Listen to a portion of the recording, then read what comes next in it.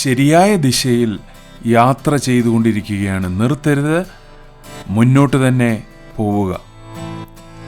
സദൃശ്യവാക്യങ്ങൾ 10-ാം അധ്യായം 20-ാം വാക്യം ഇപ്രകാരം പറയുന്നു: നീതിമാന്റെ നാവ് മേത്തരമായ വെള്ളി, ദുഷ്ടന്മാരുടെ ഹൃദയമോ നിസ്സാരം.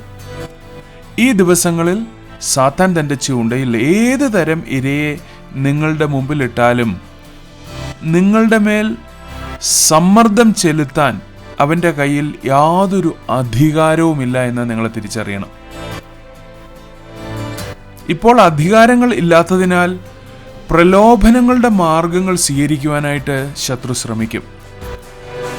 ഇനിയും ശത്രുവിൻ്റെ വ്യാജങ്ങൾ നിങ്ങളുടെ അടുക്കൽ വിൽക്കുവാൻ ശത്രുവിനെ അനുവദിക്കാതെ ഇരിക്കുക. എപ്പോഴെങ്കിലും പ്രലോഭനങ്ങളുടെ ശ്രമങ്ങൾ നടന്നാൽ ദൈവിക വാഗ്ദത്തത്തിന്മേലുള്ള സംശയങ്ങൾ ദൂരീകരിക്കുകയും ദൈവം നിങ്ങളോട് ഉറപ്പു തന്ന വാക്കുകൾ ധ്യാനിക്കുകയും അത് ഉറക്കെ വീണ്ടും വീണ്ടും നിങ്ങൾ കേൾക്കത്തക്ക രീതിയിൽ പ്രസ്താവിക്കുകയും വേണം. കൃത്യതയോടെ നിങ്ങളോട് തന്നെ ഇപ്രകാരം ചോദിക്കുക: ദൈവം വാഗ്ദത്തം ചെയ്ത ഏത് കാര്യമാണ് ശത്രു ഇന്നെന്നെ സംശയിക്കുവാനായിട്ട് പ്രേരിപ്പിക്കുന്നത്? ഇങ്ങനെയുള്ള സാഹചര്യങ്ങളിൽ ഉടൻ തന്നെ ദൈവവചനത്തിലേക്ക് മടങ്ങിച്ചെന്ന് ഒരു ദൈവവൈതലായ നിങ്ങളുടെ അധികാരം ക്രിസ്തുവിൽ എന്താണെന്നും നിങ്ങളെ വഞ്ചിക്കുവാനായി ഏത് തരം പ്രലോഭനമാണ് എന്ന് നിങ്ങളുടെ മുമ്പിൽ വച്ചിരിക്കുന്നതെന്നും നിങ്ങൾ തിരിച്ചറിയുക.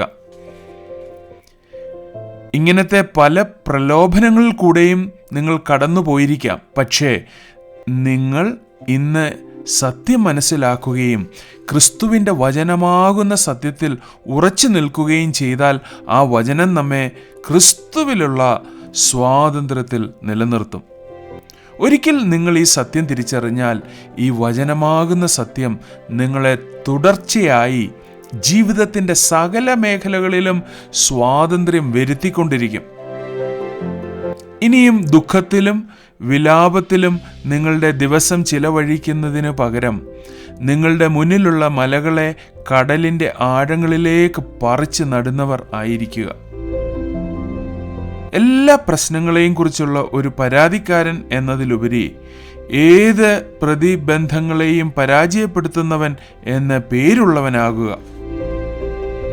എപ്പോഴും എല്ലായിടത്തും ജയോത്സവമായി ജീവിക്കുകയും പൂർണ്ണ സൗഖ്യമുള്ളവനായി എപ്പോഴും വർദ്ധിച്ചു വരുന്നവനുമായി പൂർണ്ണ സന്തോഷത്തോടെ ദൈവത്തിന് മഹത്വം വരുമാറ് ജീവിക്കുന്നവനും ആയിരിക്കുക.